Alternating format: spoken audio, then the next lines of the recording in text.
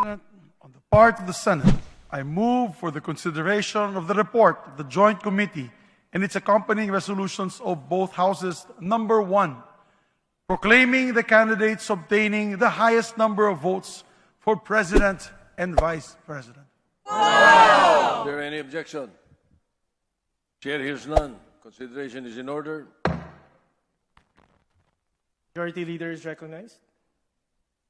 Mr. Speaker, on the part of the House of Representatives, I move for the consideration of the report of the Joint Committee and its accompanying resolution of both Houses. Number 1, proclaiming the candidates obtaining the highest number of votes for President and Vice President.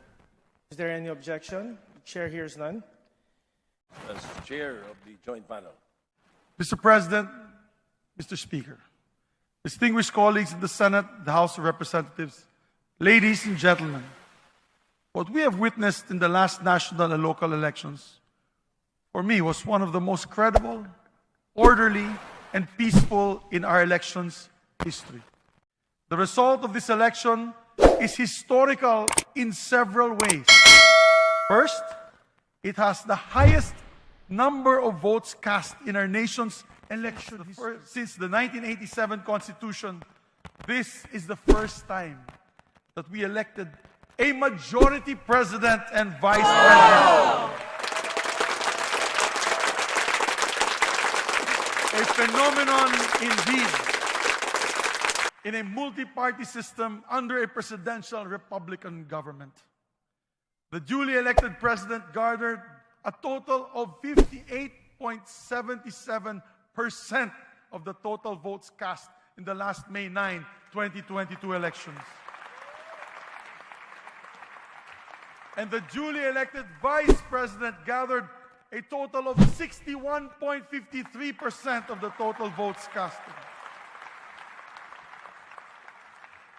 And third, the canvassing of Congress in joint public session took only 2 days to finish.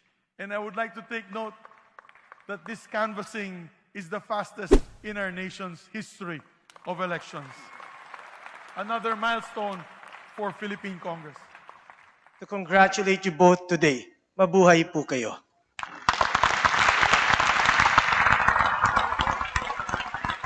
Secretary General.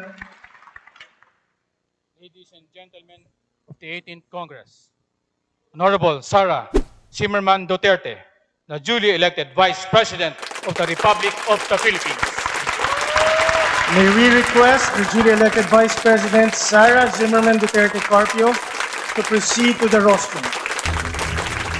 May we also request the family of the duly elected Vice President, Inday Sara Duterte, to accompany her to the rostrum, please.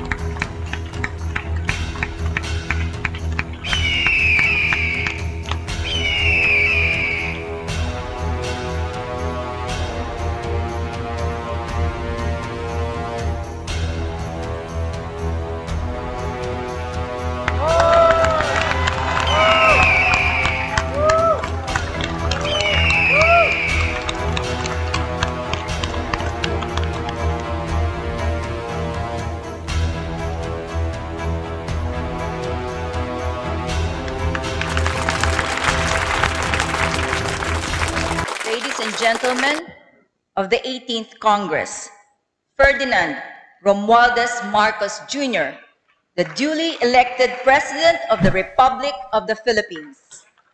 May we request the duly elected President Ferdinand Romualdez Marcos Jr. to proceed to the rostrum.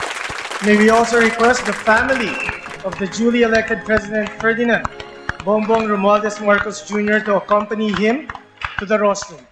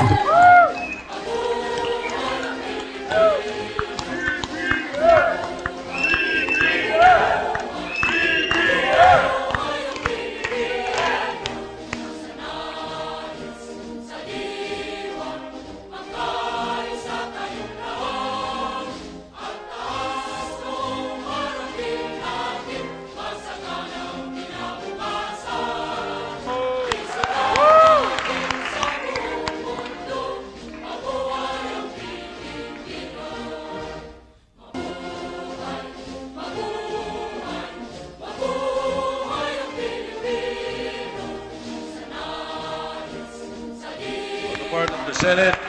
This joint public session is hereby adjourned. In the part of the House of Representatives, this historic joint public session is adjourned.